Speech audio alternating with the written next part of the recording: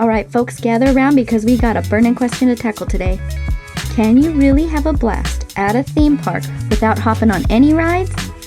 Let's see just how much fun we can squeeze out of this park without even touching a roller coaster. Hey, no one said looking was off limits, right? Let's get to it.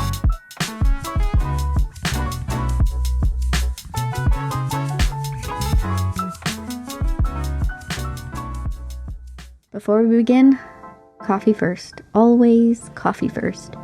We like the Tangaroa Terrace here at the Disneyland Hotel because they have hot breakfast as well as great grab-and-go options like yogurts, fruits, and pastries.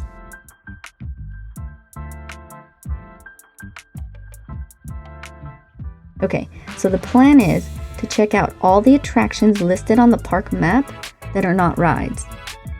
So let's see. There are 5 attractions in Hollywoodland, 1 attraction at Pixar Pier, 1 at San Francisco Square, 1 at Paradise Gardens, and 1 at Grizzly Peak. Looks like we got a game plan. Let's get started.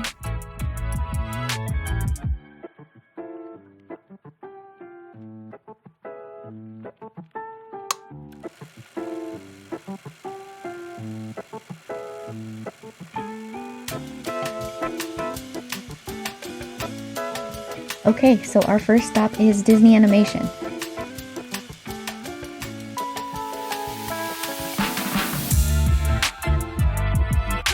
This lobby gets me every time. It's so neat. As soon as you walk in, you're met with scenes from old and new Disney animated films on giant screens. Plus, they play music from the films that they are showcasing.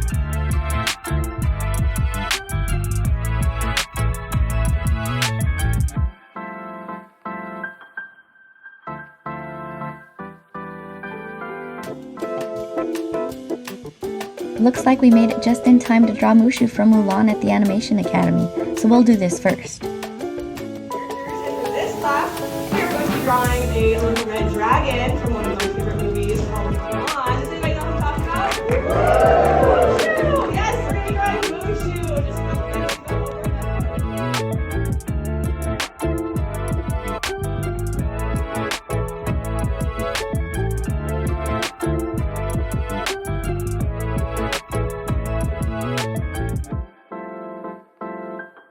Is it just me, or does Mushu look like Falcor from the Neverending Story? How the heck did this happen? Next stop, the Sorcerer's Workshop. At first glance, this room doesn't look like much, but we are stepping back in time to the 19th century of early forms of animation technology. Do you see those fancy pots on pillars around the room? Those are praxinoscopes, invented in 1877 to create the illusion of moving images or animations. You can draw your own image and put it into one of these cylinders and watch it come to life, just like in the 1800s. All of these are still images of Goofy, but when the image moves faster than your eye can keep up with it, it looks like he's actually walking. I'm trying to get this lousy paper to stick, but it's not working. It would help if I had it facing the right way. I don't know why this is so hard for me.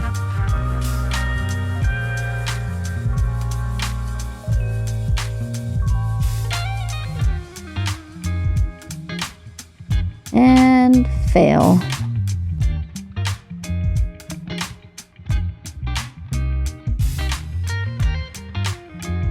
I'm trying again. This has to work. Look how cool that is! The darker you draw, the better. I darkened up the lines and you can see it way better now.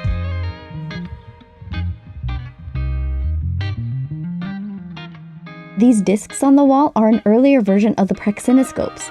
These are zoetropes, invented in 1834. The images are pasted inside the drum, and when it was turned with a crank and viewed at a certain angle, the images blended together and appear as if they were moving. Check it out, it's Dumbo flying.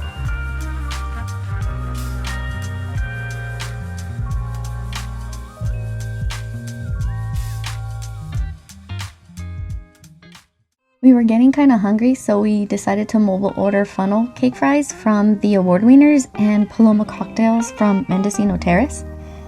And honestly, these funnel cake fries kind of grossed me out. I don't know what it was that did it, either the jelly or the soggy fries, but it wasn't my cup of tea. Since we're right next to Mickey's PhilharMagic, we decided to do this attraction next. When you're walking through the hallway towards the theater lobby, you'll see neat Disney-themed show posters on the walls.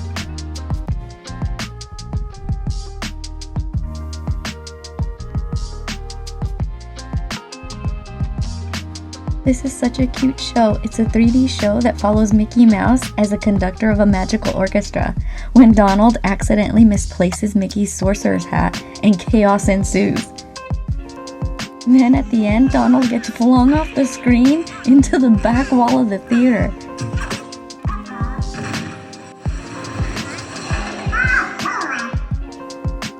So next up was the Magic Key Terrace for lunch. We were a bit early to our reservation, so we got another round of the grapefruit palomos from the Mendocino Terrace. When they called us for our table, we couldn't take our drinks up, so we had to pretty much chug them.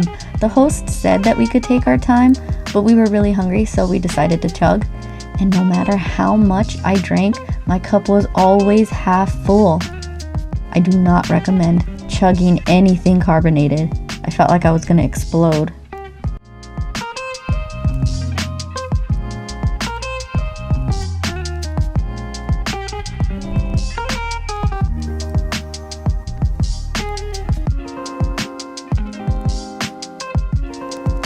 It looks like they have new selections on the menu since last time we had lunch here, so we decided to try the new Route 66 fried chicken and an old favorite, the Bountiful Valley charcuterie.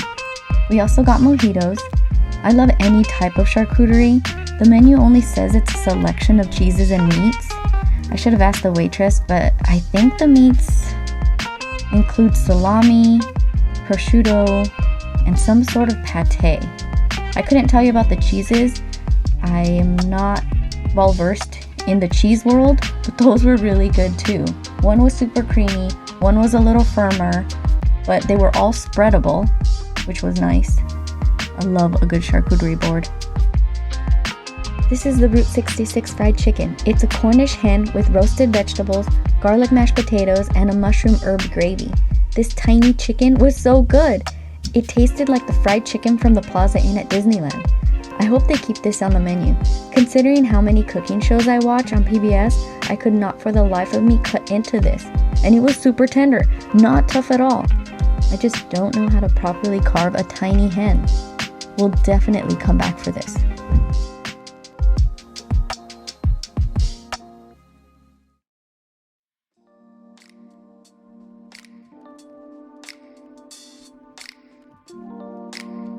Alright, next stop is the bakery tour in San Francisco.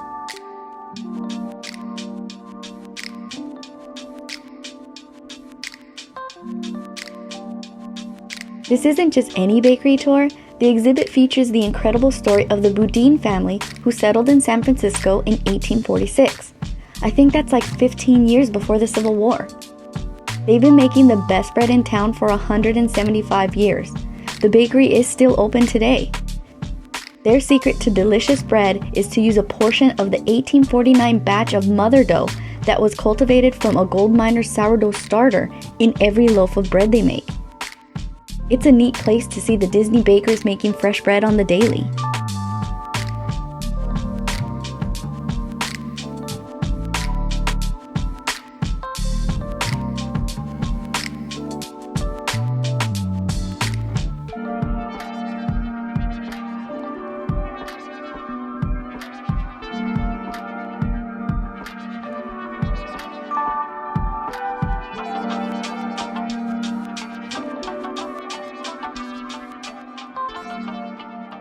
Time for some boardwalk games. There are 4 carnival game stands. It's $5 a game, and it's so neat because everyone in the family can play something challenging. I'll show you what I mean. This is Wall-E Space Race. This game is minimum 2 players, and you aim a water cannon to the center of the circle to blast Wall-E and Eve up. First person to the top wins. I noticed kids around ages 6 and up like this one a lot.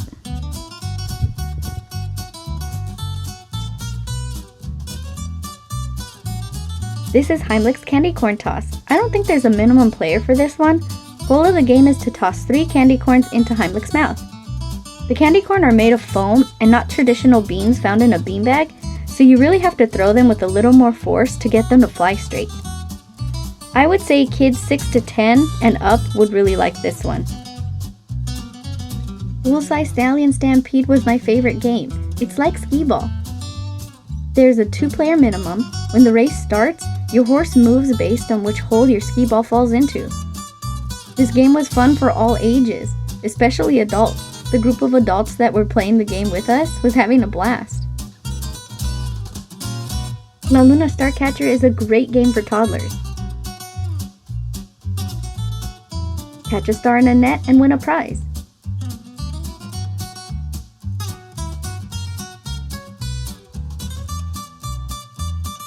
We want a Winnie the Pooh key. It's not a pen, which we thought it was, it's just a large collectible key.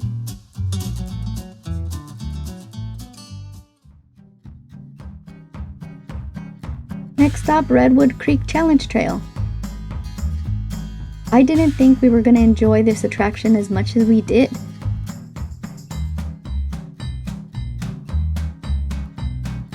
Giant redwood. See? Yeah, giant redwood. There's interesting facts about animals and nature sprinkled everywhere, like this millennium tree. This is the stump of California redwood.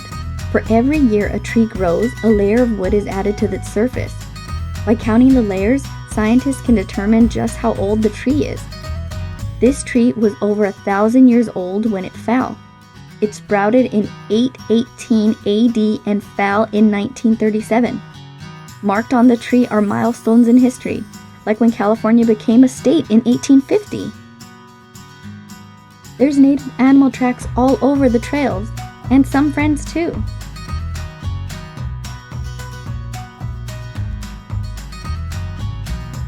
This is such a neat playground. There's a zip line, rope bridges, slides, and ranger stations and lookout towers. This place is so neat. If I was a kid, I could spend all day here. These rope bridges are so much fun. You just kind of got to be careful. This is even more painful than it looks.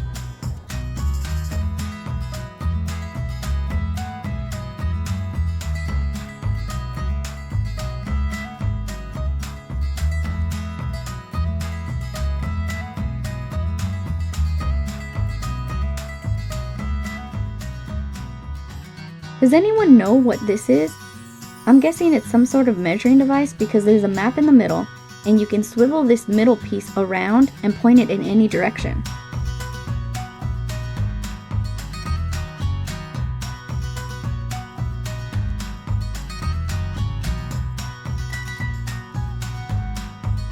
I love these sculptures. They depict legends from the Native American people of California. This Serrano legend says when a dragonfly lands on you, it's a sign you will always be calm, cool, and true.